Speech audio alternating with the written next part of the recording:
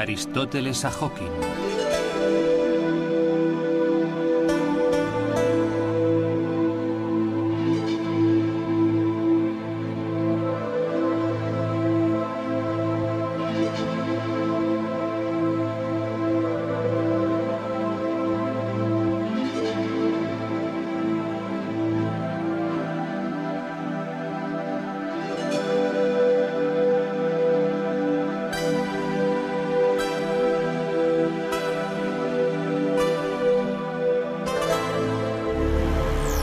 ¿Cómo revela la ciencia contemporánea el universo y el hombre?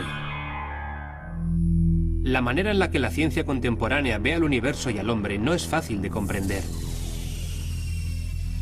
La matemática y la física, que son las herramientas básicas del hombre para interpretar las leyes del universo, dan lugar en muchas ocasiones a definiciones y resultados que la mente normal encuentra difícil comprender. Quedé con el profesor y astrofísico del planetario de Atenas, Manos Danecis, y le pedí que me explicase los métodos y la manera en que la física y las matemáticas explican y determinan lo que llamamos universo.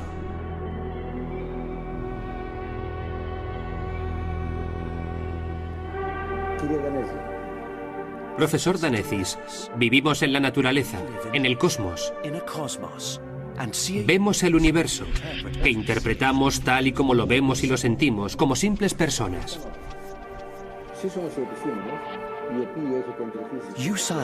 Ustedes, los científicos, sin embargo, que les apasiona la investigación científica y han sondeado las profundidades del universo, tienen en mente otra manera de interpretarlo. ¿Nos podría decir unas cuantas cosas del universo no perceptible? ¿Hasta qué punto uno puede decir que existe?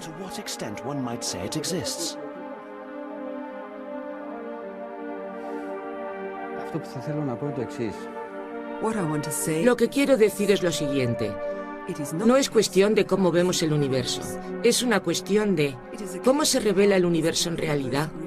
Y lo que puedo decir es que el universo se interpreta basándose en la lógica que difiere en gran medida de la lógica que nosotros los humanos llamamos desde siempre sentido común.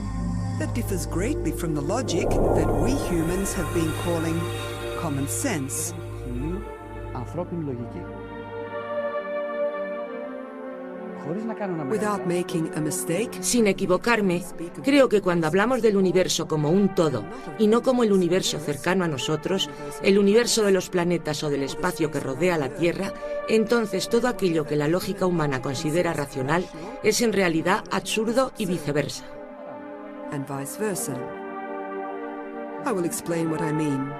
Voy a explicar lo que quiero decir. Lo que quiero enfatizar desde el principio es que lo que digo no es lo que siento, sino lo que me revela la observación, la investigación y el estudio. Lo que sabemos hoy es que la biología humana, tal y como nos hizo la naturaleza, no nos permite percibir formas que no sean descriptibles mediante la geometría euclídea y que superen las 3 dimensiones. Es decir, tenemos un objeto o forma no euclídea que no pueda ser descrito por la geometría que aprendimos en el colegio. Altura, anchura, profundidad.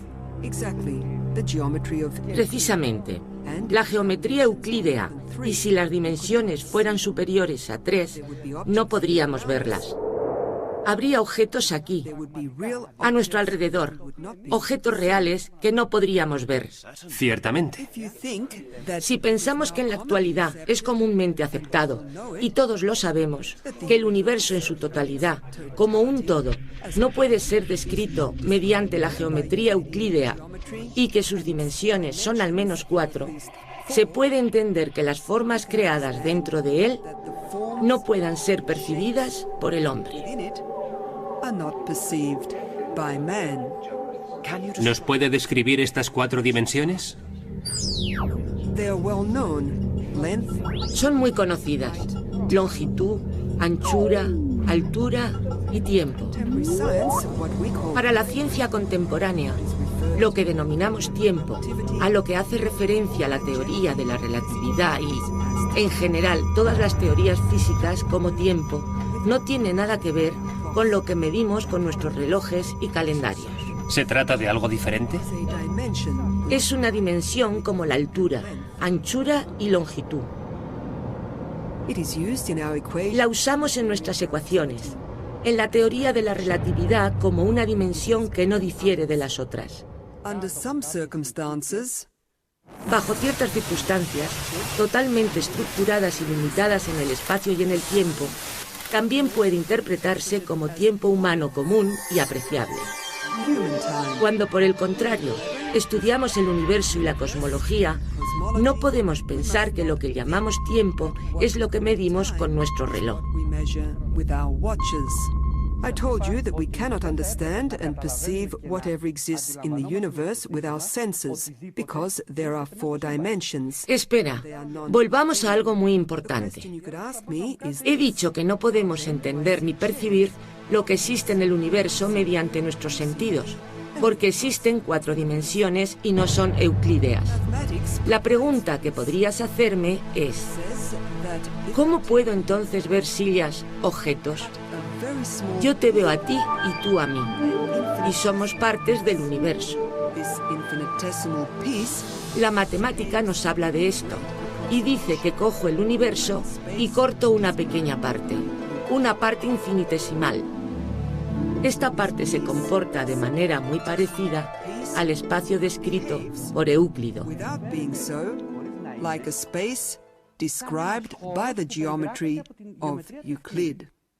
En otras palabras, un espacio perceptible. Exacto. Un ejemplo clásico puede que lo aclare un poco. Sabe muy bien que la materia se compone de materia. Los átomos se componen de electrones, protones y neutrones. Los electrones, protones y neutrones, a su vez, se componen de partículas elementales más pequeñas, que en su forma final son tan solo flujo de energía. Es una onda. Escucha con atención. Los sentidos del hombre tienen 3 desventajas. La primera, pensemos en el ojo. No puede percibir todos los rayos, todas las longitudes de onda según los físicos. No podemos ver los rayos ultravioleta. Los rayos que nuestro ojo puede ver son infinitesimales en relación con los que existen. La segunda imperfección de nuestros ojos es que no pueden distinguir, como diferentes, objetos que se encuentran más cerca de una distancia dada.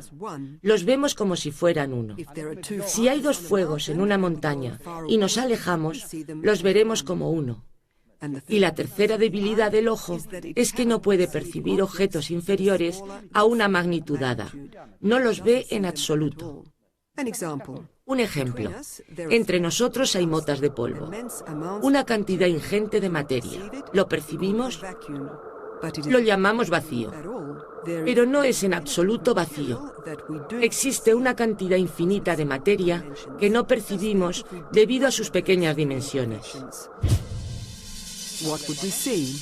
Ahora imaginemos qué pasaría si no tuviésemos esas 3 imperfecciones. ¿Qué podríamos ver? ¿Veríamos la mesa? No. ¿Veríamos sus átomos? ¿Veríamos sus electrones? ¿El flujo de energía? Todo lo que vemos a nuestro alrededor sería una sopa, más densa aquí y menos allí. No tendríamos la percepción de lo que es esto. Es una mesa. Aquello es una máquina. Esto es una silla. Aquello es mi pipa. Veríamos una sopa ilimitada con condensaciones y disoluciones. Mi ojo toma estas condensaciones y disoluciones y crea la ilusión de un objeto y de un color. Hablemos ahora del tacto. Extiendes la mano y dices, estoy tocando la mesa. No estás tocando la mesa. El último material estructural de tu mano, en el momento en que dices, estoy tocando la mesa, está relativamente a una distancia infinita del primer material estructural de la mesa. Nunca lo tocas. ¿No existe contacto? No. ¿Qué ocurre? Alrededor de las partículas que constituyen la mesa hay flujo de energía, y alrededor del flujo de energía de mi mano se desarrollan fuerzas que son repelentes. Así que cuando voy a poner estas partículas cerca las unas de las otras, se repelen. Y las neuronas transmiten esta repulsión al cerebro y lo convierten en lo que llamamos contacto. El mensaje que llega a la mente es esencialmente una ilusión. Por supuesto que es una ilusión, ya que si no tuviese esas neuronas, puede que no hubiera sentido nada. Eso significa que todo en el universo se comunica con su vecino. En otras palabras, somos dos objetos relacionados el uno con el otro. Estamos unidos por materia infinita que no percibimos, que se encuentra entre nosotros. Somos uno en el universo. Cualquier cosa que pase en un punto del universo, al ser una sopa, impacta en todo el universo. Cualquiera que consiga darte una definición de materia, le tendrán que conceder un premio Nobel. No existe una definición justificada del concepto de materia. La materia es una categoría filosófica. Muchos han elaborado diferentes teorías acerca de qué es la materia. Esta categoría filosófica es la categoría filosófica más antigua. Te voy a contar los 3 puntos de vista predominantes. Básicamente creemos que lo que llamamos materia es una condensación de flujo de energía, al cual hice referencia previamente, que ocupa la totalidad del universo. Sus condensaciones, allí donde haya condensación de energía, son percibidas a través de los sentidos como materia. Pero no podemos verla. Percibimos la condensación como materia. La percibimos como materia. La materia de mi pipa es una condensación con el flujo unitario universal.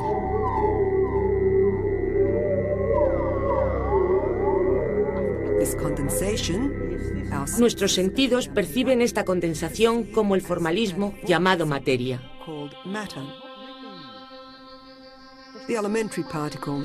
La partícula elemental, como la denominamos, en otras palabras, el elemento de la materia no es otra cosa que un torbellino de energía.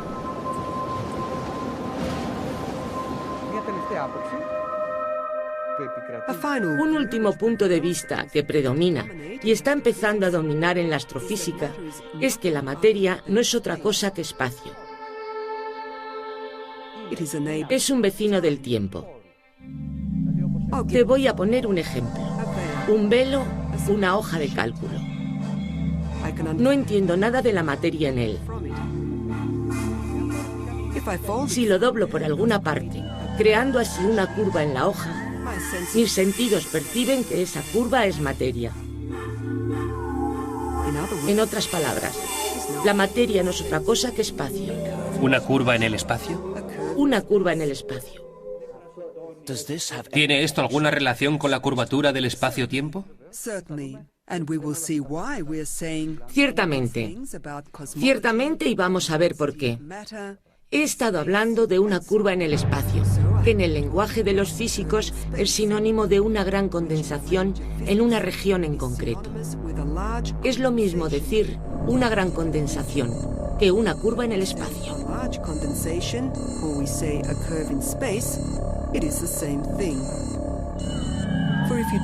Ya que si coges la hoja y la guardas en un punto, la densidad de la hoja será mayor, ya que forma un nudo. La tercera cosa que tenemos que entender es esta. Lo que vemos a nuestro alrededor como formas son simples proyecciones de formas reales que existen en el universo. Voy a explicarme. ¿Reflejos? No, lo voy a explicar con un sencillo ejemplo. Si tuviera un mundo plano, un mundo que solo comprendiese la longitud y la anchura y no comprendiese la altura... De 2 dimensiones. De 2 dimensiones, pero sería un mundo entero con personas y casas. Las casas serían como los planos del suelo que hacen los arquitectos. Las personas serían personitas planas. Abrirían la puerta, entrarían en casa y la puerta sería una sección lineal que se abre y se cierra. Entrarían y se sentirían seguros de que nadie les estaba observando. Sin embargo, si me encontrase sobre este mundo plano, les vería. Ellos no me verían a mí. ¿Por qué? Porque la noción de altura que se proyectaría no sería comprendida por esas personas, ya que estaría situado a una gran altura. Pero si cogiésemos un foco y proyectásemos la luz sobre mí desde atrás, mi sombra caería sobre el espacio plano. Entonces las personas verían mi sombra. No me percibirían a mí, sino a mi sombra. Y posiblemente llamarían a mi sombra Danesis. Pero te pregunto, si estudias mi sombra, ¿puedes descubrir las propiedades de Danesis? No. Por lo tanto, estudiarían la sombra de Danesis. Explíquenos lo que vemos en las formas que percibimos y que no tienen ninguna relación con la realidad y la verdad. ¿Están causadas originalmente por las propias formas? ¿O llegan a nuestros ojos sin un origen? Te voy a dar un ejemplo para que se entienda lo que quiero decir cuando hablo de una esfera en el universo. Decimos que el universo es esférico. Estamos hablando de una esfera cuatridimensional y no euclídea, que no tiene ninguna relación con lo que conocemos como esfera. Ninguna relación. Ahí es donde quiero llegar. En ese universo no euclídeo que describe la geometría de Riemann, de acuerdo con la historia general de la relatividad. Si cogemos un nivel, escucha con atención, un nivel del universo cuatridimensional, ¿sabes cómo lo verían los sentidos del hombre? ¿Como una línea? No, como la superficie de una esfera. Curvada. Como la superficie de una esfera. Lo que ves a tu alrededor se llama la esfera celestial. La ilusión que tenemos, esta esfera plana, no es el espacio en la esfera. Es plano. Es la esfera del universo que vemos como una superficie esférica. En pocas palabras, cuando sale el sol, cuando se pone, cuando la Tierra gira alrededor del Sol y de todos los sistemas en general, incluso la propia galaxia que rota en varios millones de años, todos los movimientos circulares y todas esas curvas que percibimos son ilusiones. Voy a hacer una petición. Subrayé como ejemplo al principio, una cosa es hablar del estudio del universo cercano, como cuando hablamos del Sol, de los planetas y de todos esos cuerpos celestes cercanos a nosotros. Es lo que te dije acerca de cortar una pequeña parte. Correcto. Y entonces esta pequeña parte se comporta como un espacio euclídeo, es decir, un espacio descriptible muy fácilmente mediante la geometría de Euclides. Y es compatible con nuestros sentidos. Es compatible con nuestros sentidos, compatible con la geometría de Euclides y compatible con la física de Newton. Es decir, las leyes de Newton, mediante una buena aproximación, como la geometría de Euclides, son válidas para el universo cercano. No siempre con gran exactitud, pero de una manera aproximada lo son. Si estamos hablando de regiones cercanas, si queremos construir un puente o una carretera aquí en la Tierra, entonces la teoría de Euclides y la física de Newton son 100% válidas. Se alejan tan poco que no las percibimos. En otras palabras, la realidad y la verdad son aproximaciones. Exactamente. ¿Nos acercamos a la verdad conforme nos distanciamos? Cuanto más intentemos estudiar la totalidad del universo, más dificultades encontraremos. Por lo tanto, como se interpreta de lo que he dicho, los sentidos pueden percibir una parte muy pequeña del universo.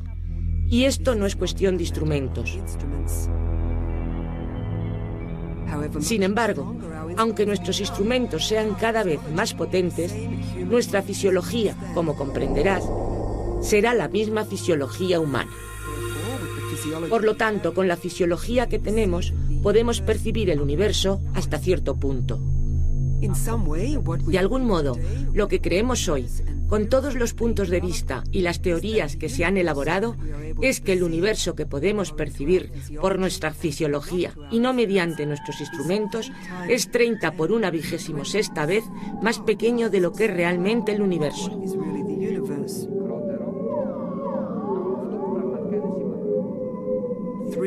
Lo que significa 3 con 26 ceros. Entiendo que significa que es un número incontable de veces menos que el real. Por lo tanto, entiendes que el universo observable, lo que los antiguos filósofos estoicos llamaron cosmos, es el cosmos. El universo, según lo concebía el pensamiento de la Grecia antigua, el pensamiento presocrático, es una cosa, el cosmos. Pero el universo es otra cosa. El cosmos es esa parte del universo que se encuentra en el estudio de nuestros sentidos y por lo tanto de nuestras mediciones. En nuestra percepción. Y nuestras mediciones mediante nuestra percepción. Por lo tanto, debemos en este momento aclarar de una vez por todas de lo que estamos hablando. Estamos hablando del estudio del cosmos. Las preguntas de los hombres están sujetas al sentido común humano. Tienen que ver con el cosmos, con el universo cercano. Carecen de significado. El sentido común tiene validez dentro del cosmos, dentro del pequeño espacio del universo que es comprensible de una manera u otra, sea una ilusión o no, de nuestros sentidos. Más allá de ese espacio de los sentidos se extiende el universo, cuyas leyes y propiedades son extensiones, por otro lado, de nuestras leyes. Pero son unas extensiones tan grandes que su lógica desafía la lógica humana.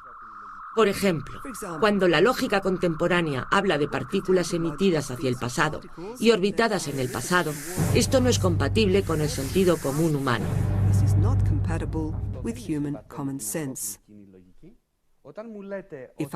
Si fabrico una bala con estas partículas y la introduzco en una pistola ahora y voy a matar a mi abuela que murió hace 20 años, esto escapa a la lógica humana. Es exagerado, no es válido.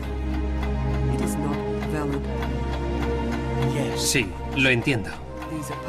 Se trata de partículas producidas en el presente y que forman órbitas en el pasado. En el universo, palabras tales como hoy, mañana, arriba, abajo, derecha, izquierda, no tienen significado, ningún significado. Nuestro problema, sin embargo, es el siguiente, que todas las formas no son euclídeas y existen más de 3 dimensiones. ¿Podrías explicar al público el significado de la geometría de Euclides? La geometría de Euclides es una geometría que se enseña en los institutos y colegios de secundaria del país y en todos los institutos y colegios de secundaria del mundo. Y lo que nos dice es que en un punto se cruzan líneas verticales, los conocidos axiomas de Euclides, que nos enseñan en el colegio, en la geometría plana o la geometría sólida. Entonces, ¿no son válidos? No me preguntes lo que no es válido. Estas geometrías son difíciles. Voy a intentar dar una respuesta. ¿Tiene el universo formalismos? Ciertamente tiene formalismos. No existiría la teoría de la relatividad sin la geometría de Riemann. Nuestro universo es riemanno y no euclídeo. Y esto se demuestra de la siguiente manera. Desde el momento en el que se ha establecido experimentalmente que la teoría de la relatividad no puede existir sin la geometría de Riemann, significa que el universo es riemanno. No sé si entiende mi lógica. La teoría general de la relatividad se basa en la premisa de que el universo no es euclídeo, sino riemanno. Está descrito por la geometría de Riemann. Y esta teoría ha sido demostrada en la práctica. Esto significa que su presunción acerca de la geometría de Riemann es correcta, ya que si no fuese correcta, no hubiésemos verificado los resultados de la teoría experimentalmente. Por lo tanto, en la actualidad se habla de la teoría de la relatividad, que se basa en hechos demostrados. Ciertamente esto es así. Y como la teoría de la relatividad se ha probado experimentalmente, sus componentes estructurales se demuestran de manera indirecta, ya que si fueran erróneos, entonces darían resultados erróneos y experimentos sin confirmar.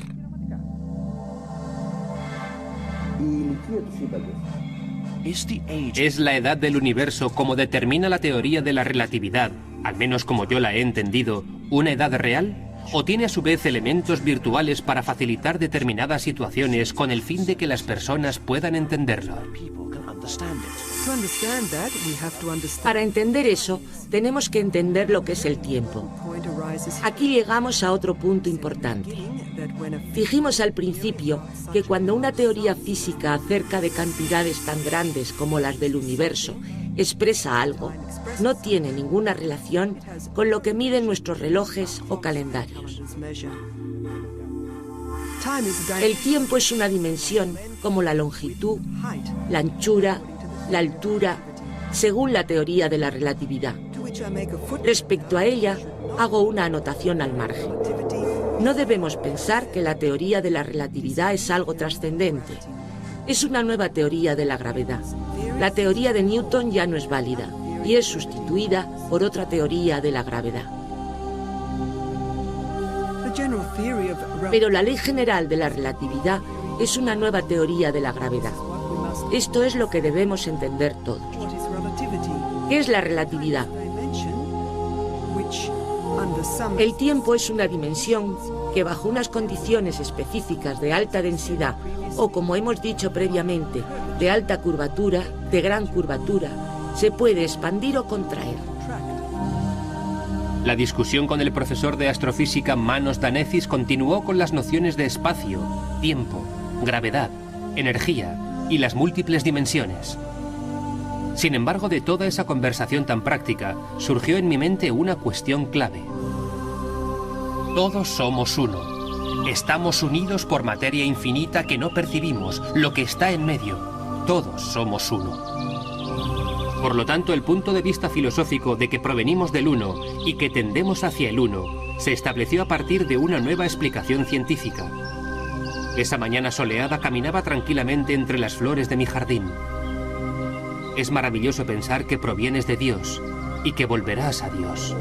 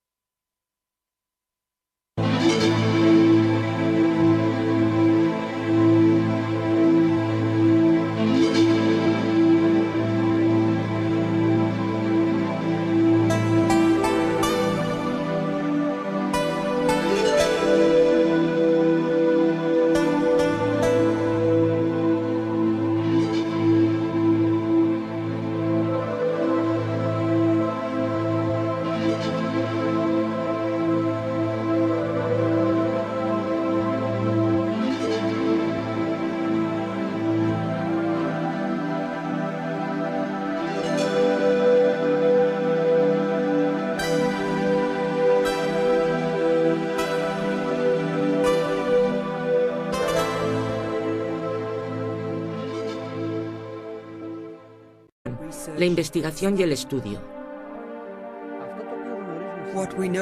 Lo que sabemos hoy es que la biología humana, tal y como nos hizo la naturaleza, no nos permite percibir formas que no sean descriptibles mediante la geometría euclídea y que superen las 3 dimensiones.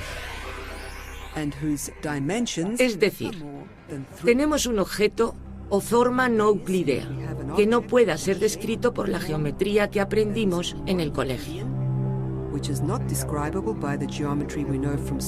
Altura, anchura, profundidad. Precisamente, la geometría euclídea, y si las dimensiones fueran superiores a 3, no podríamos verlas. Habría objetos aquí, a nuestro alrededor, objetos reales que no podríamos ver. Ciertamente. Si pensamos que en la actualidad es comúnmente aceptado, y todos lo sabemos, que el universo en su totalidad, como un todo, no puede ser descrito mediante la geometría euclídea,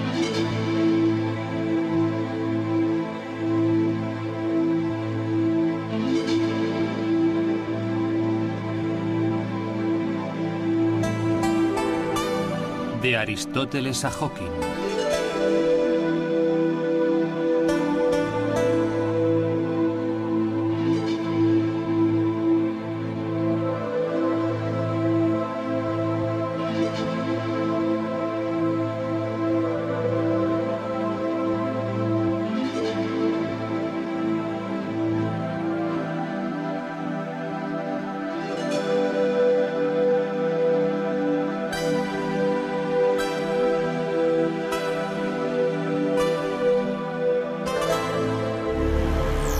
¿Cómo revela la ciencia contemporánea el universo y el hombre? La manera en la que la ciencia contemporánea ve al universo y al hombre no es fácil de comprender. La matemática y la física, que son las herramientas básicas del hombre para interpretar las leyes del universo, dan lugar en muchas ocasiones a definiciones y resultados que la mente normal encuentra difícil comprender.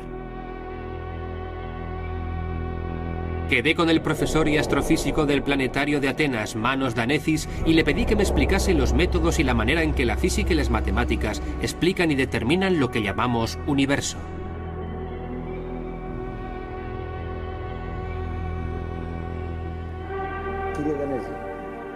Profesor Danecis, vivimos en la naturaleza, en el cosmos. Vemos el universo, que interpretamos tal y como lo vemos y lo sentimos, como simples personas.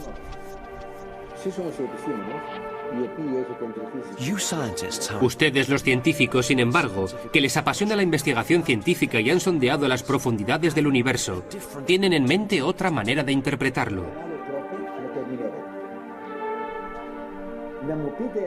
¿Nos podría decir unas cuantas cosas del universo no perceptible? ¿Hasta qué punto uno puede decir que existe?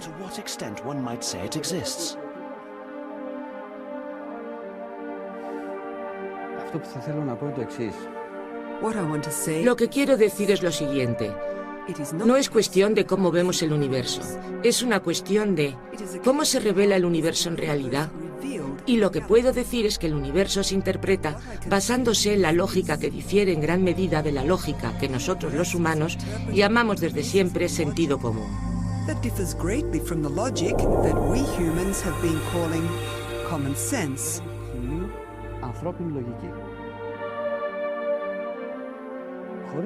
Without making a mistake, sin equivocarme, creo que cuando hablamos del universo como un todo y no como el universo cercano a nosotros, el universo de los planetas o del espacio que rodea la Tierra, entonces todo aquello que la lógica humana considera racional es en realidad absurdo y viceversa. And vice versa. I will explain what I mean. Voy a explicar lo que quiero decir. Lo que quiero enfatizar desde el principio es que lo que digo no es lo que siento, sino lo que me revela la observación euclídea, y que sus dimensiones son al menos 4. Se puede entender que las formas creadas dentro de él no puedan ser percibidas por el hombre. ¿Nos puede describir estas 4 dimensiones? Son muy conocidas: longitud, anchura, altura y tiempo. Para la ciencia contemporánea, lo que denominamos tiempo, a lo que hace referencia la teoría de la relatividad y, en general, todas las teorías físicas como tiempo, no tiene nada que ver con lo que medimos con nuestros relojes y calendarios. ¿Se trata de algo diferente? Es una dimensión como la altura, anchura y longitud. La usamos en nuestras ecuaciones, en la teoría de la relatividad, como una dimensión que no difiere de las otras. Bajo ciertas circunstancias, totalmente estructuradas y limitadas,